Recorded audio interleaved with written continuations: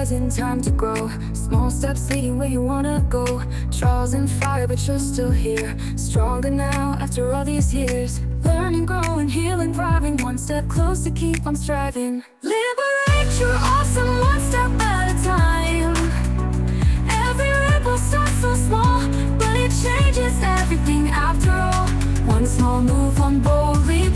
This is the moment, go make it deep. Ooh, ooh, ooh, ooh, ooh, ooh, ooh. Hey, welcome back to Liberate Your Awesome with Anna Kate. Living with invisible struggles, whether physical, mental, or emotional, can feel incredibly isolating, especially when those close to you fully don't understand. But how do you bridge the gap and help them see what you're going through? Today, we'll explore practical ways to communicate your experiences, foster empathy, and build stronger, more understanding relationships. Today's question: how can I explain my invisible struggles to friends and families who don't understand? Have you ever gotten this? Well, you don't look sick, or you're only acting that way when you don't want to do something, or, you know, I got that all the time. Sitting down, I'm fine. I can do all of the things, I can handle everything. But as soon as I stand up, I walk like I'm 90 when my joint pain is unbearable. So when I worked at an office, people would say, well, you don't look sick and you're fine when I'm talking to you sitting here at your desk. But as soon as I stand up, I look like I was 90. It hurt. It felt like I was walking on Legos all the time. And I was exhausted and tired. And I just wanted, again, take a nap, eat a snack, right? So how do you communicate? So number one, you can use relatable analogies like walking like you're 90, being exhausted all the time, feeling like you're walking on Legos. I had Lyme disease. So one of the co-infections that I had, that it lived in my feet. It hurt. It was uncomfortable. I pushed through it, but living in that kind of pain exhausts you and you're just tired all the time. So, how I told people that I was tired was feel, do you remember what it's like to have the flu and you're just achy and run down and you really have no energy to do anything?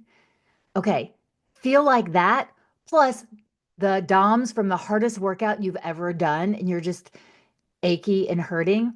Okay, now be up for 3 days, right? The kids are keeping you up. You can't sleep because of insomnia, pressures at work, all of those things. All right. So wrap all those things together, put it in a package, put it in a pill and take it because that's how I feel every single day. And then you want me to do life on top of that? Okay. And also throw on top of that girl things that happen once a month. No. When you have the flu, dear sir, or madam, you don't want to do anything. And I have to do that every day of my life. So you can use that example or listen to my story. I talk about a lot of these examples going through my story as we move forward. So make sure you're tapping into that for more analogies and personal anecdotes. All right, use the relatable analogies. I'm getting ahead of myself. Words alone don't capture your experience. Try using metaphors that make sense to them.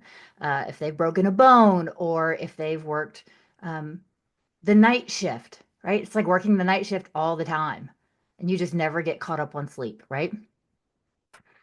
Compare anxiety to a storm that never clears or chronic pain that's like carrying a heavy backpack all day that you can't put down. Like it's exhausting. Share personal stories. Instead of generalizing your struggle, describe specific moments when it impacted your daily life. Helping others visualize your experience makes it more real to them. Connect it. Encourage empathy. Ask your loved ones to put themselves in your shoes. Yeah, I know I don't look sick, but you know that I'm sick. The people that have been around me the longest, my parents during the time that I stayed with them because I just had to sleep. My house had mold in it, the current house that I'm filming in now. So we had to get all of that out. It had brain fog, all kinds of stuff. So I couldn't live here. But my husband didn't understand that I needed a nap and a snack, right? He just is like, hey, a body emotion stays in motion. which is all great, but that's not what I need right now. I need you to understand that I have I had Lyme disease and 18 co-infections, and I have lupus and a blood disorder, and then I have menstrual things on top of that and life. So, which one of those is going to fix by keeping my body in motion? No, I need to sleep. I'm a person that needs a little more sleep or rest. Rest cannot be sleeping, may not be sleeping for me, but it may just be closing my eyes, turning off everything, reducing the noise, and just taking a break. Lying down and then taking a nap, eating a snack. I promise. I'm going to put that on a shirt. Okay. Empathy begins with understanding, and sometimes people just need a little guidance. So connect it for them. So hey, think about when you went out at on the beach, right? And you're in the sun all day, or you were out in the yard working all day, and you came in and you were tired and dehydrated. Okay, I feel like that all the time and I can't fix it. Like all the things that you suggest that I do don't work for me because I have chronic fatigue, right? So, okay, moving on. You get it. You're smart. All right, so here's some biblical wisdom for fostering understanding with kindness and empathy from us too, because it's real easy for us to get frustrated of why don't you just trust what I'm saying and why don't you just try to understand, right? I run into that all the time. Like, why can't you just take my word for it? Like, it's not an excuse. If I could go be Superwoman, I would. My husband has never met me at 100%. He's only known me sick. He didn't know the me that can conquer the world. So just keep that in mind. All right. Here's our biblical understanding, our biblical wisdom. God calls us to support one another, even when we don't fully understand each other's burdens. Galatians 6:2 says, carry each other's burdens, and in this way, God will fulfill the law of Christ. Even if those around you can't see your struggle, you can remind them that supporting one another without judgment or full comprehension is part of what it means to love like Christ. So,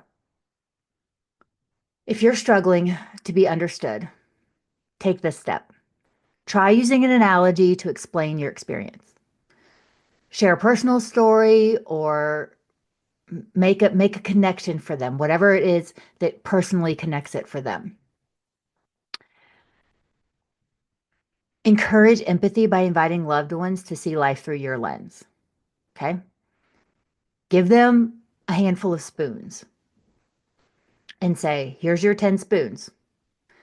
Uh, Brushing your teeth and taking a shower, take 2 spoons.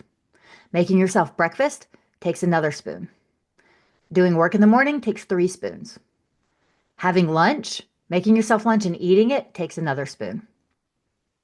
Doing your work in the afternoon takes 3 spoons. All right, you have 1 spoon left and you're not even home yet. So, what are you going to do with your last spoon to pour into your family? Because you still have family obligations, you still have social obligations, things to do with the kids, things to do at church, things to do outside of work. Now, granted, if work is not stressing you out, you may have another half a spoon somewhere. But that's not always the case, right? So give them spoons, help them count it out, and say, okay, you're out of energy.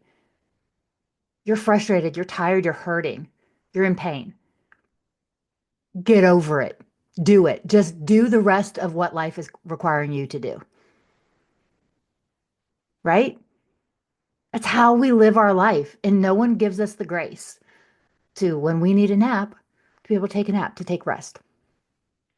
All right. Help them see through your lens, right? Okay, let's build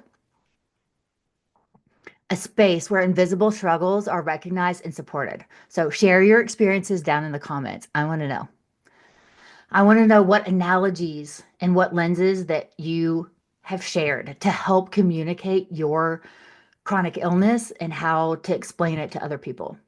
So I like having conversations with family members and spouses that, hey, this is what is happening on the inside.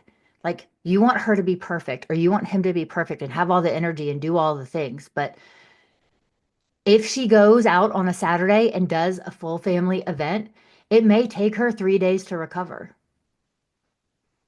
Now, there are things that we can do to support along the way, but it's not a fix, right? This is something that we live with and we manage. We don't, I wish we could eliminate it. If anybody has a cure for lupus and the chronic fatigue and all of that, please drop that in the comments. So, your story could help someone else feel less alone. It can help them have a better conversation with their family. So, watch some of my other episodes about my story and my journey just to know what I'm going through or what I've been through. This is over a decade for me. I have a lot of stories. Explaining invisible struggles can be challenging, but by using relatable analogies, sharing personal experiences, and encouraging empathy, you can help those around you see beyond what's visible. Remember, when others don't fully understand, God does. Lean on Him, trust His love, and surround yourself with people who are willing to learn. Together, we can create a world where everyone feels seen, heard, and valued.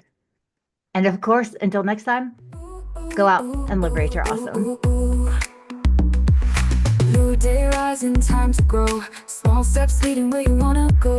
Trials and fire, but you're still here. Stronger now after all these years. Learning, growing, healing, thriving. One step closer, keep on striving. Liberate your awesome.